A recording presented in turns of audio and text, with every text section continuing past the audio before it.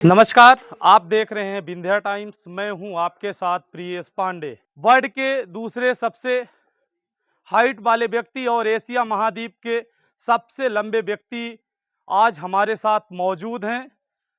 हम उन्हीं से आज बात करेंगे और अपने सभी दर्शकों को उनसे हम रूबरू करवाएंगे। आपको बताएं, जब भी देश में बातें होती हैं, देश के सबसे बड़े आदमी की बात होती है, अक्सर लोग सोचते हैं अंबानी और अडानी की बात हम करते होंगे, लेकिन ऐसा कुछ भी नहीं है।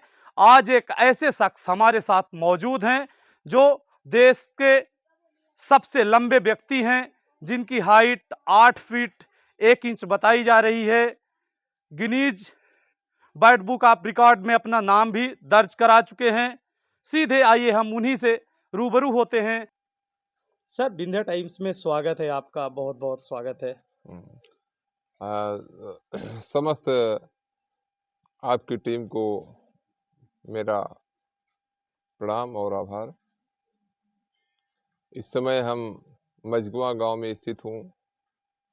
शहीद सैनिक प्रकोष्ठ के राष्ट्रीय अध्यक्ष संजय सिंह बघेल के गांव निवास पर, और बड़ा शांति माहौल और सुखमय माहौल है यहाँ पे।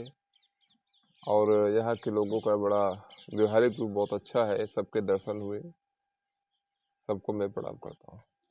सर, हमारे दर्शक जानना चाहते हैं, आपके बारे में जानना चाहते हैं, कहाँ से आप हैं और क्या रही शिक्षा दीक्षा, और देश के सबसे लंबे व्यक्ति हैं। कुछ अपने अनुभव हमारे दर्शकों तक शेयर करिए। शिक्षाएं जो है सब वैसी ही है जैसे सबकी होती है। हम भी उसी स्तर से शिक्षा किए हैं। क्लास 1 से लेके डिग्री तक जो है, प्रारंभिक शिक्षा से लेके जितनी भी शिक्षाएं एमए बीए सब मैंने उसी प्रकार की है जैसे एक आम नागरिक करते हैं। और हमारी स्पेशलिटी है कि जो है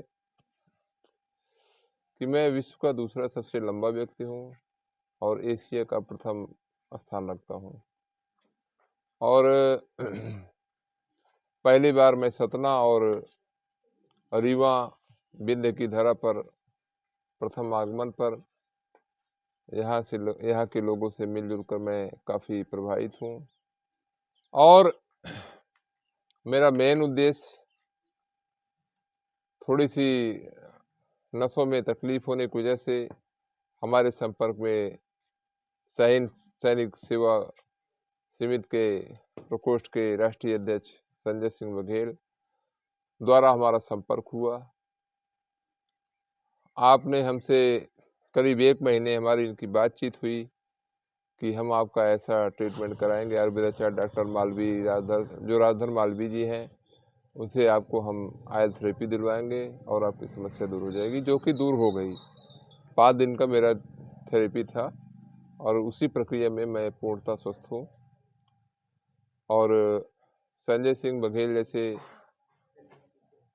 रिटायर्ड फौजी, देश के शहीद और जो हमारे फोर्स के जवान हैं, उनके और उनके परिवारों के सम्मानार्थ में जो सेवा दे रहे हैं, वो अपने में एक नई अनुभूति और एक आदर्श है।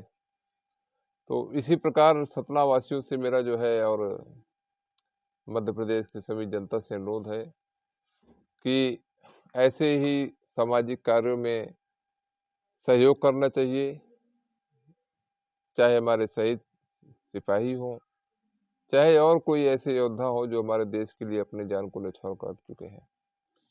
सर, जहाँ भी आप जाते हैं, लोगों का एक लंबा हुजूम उमड़ पड़ता है, लोग देखने के लिए आते हैं।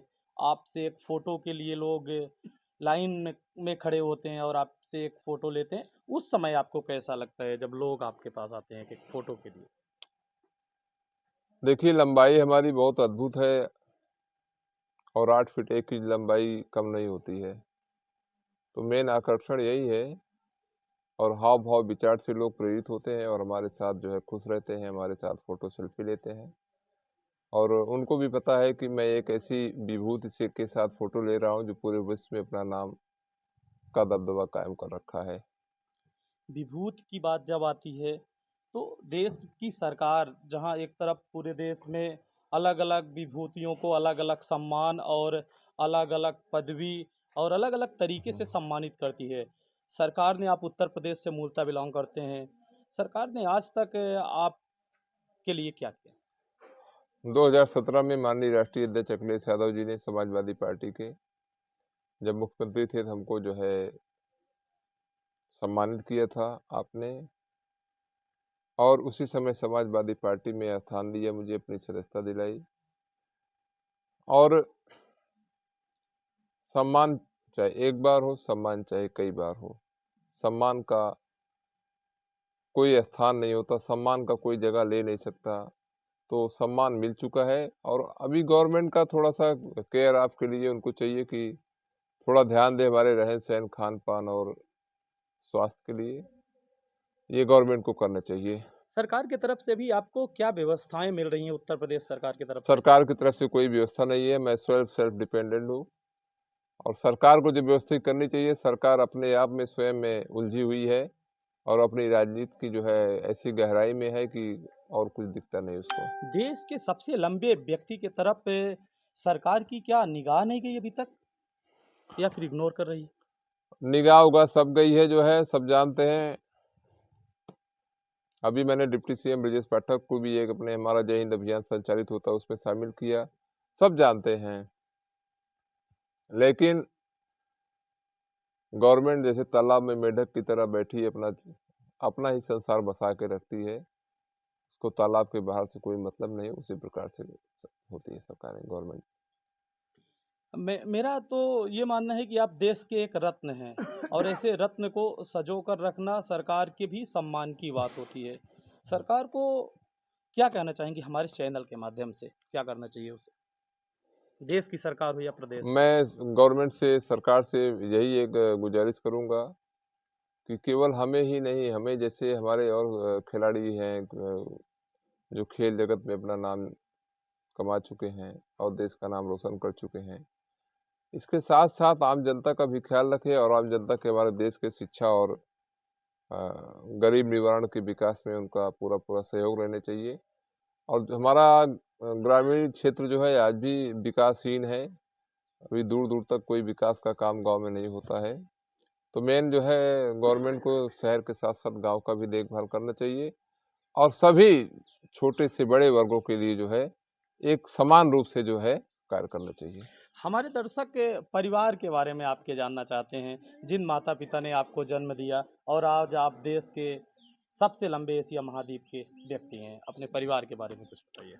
परिवार में सभी हैं, जैसे सबके परिवार में भाई बहन, माता पिता, भाई भतीजे होते हैं, तो वैसे मेरा भी परिवार है, सभी हैं।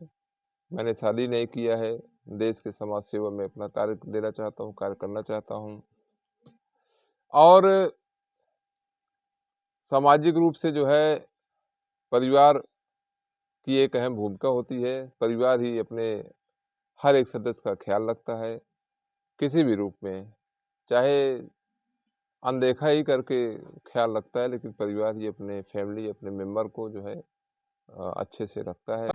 अभी हम देश के सबसे लंबे व्यक्ति, एशिया महाद्वीप के सबसे लंबे व्यक्ति धर्मेंद्र सिंह जी से रूबरू हुए। आप सब ने सुना, जहां देश के एक ऐसी विभूति को सरकार के द्वारा किस तरीके से नज़रअंदाज किया जा रहा है, सारी व्यवस्थाओं पर हमने उनसे बात की। आगे भी हम आपको ऐसी तमाम उन विभूतियों से रूबरू करवाते रहेंगे। जब तक आप देखते रहिए विंध्या टाइम्स।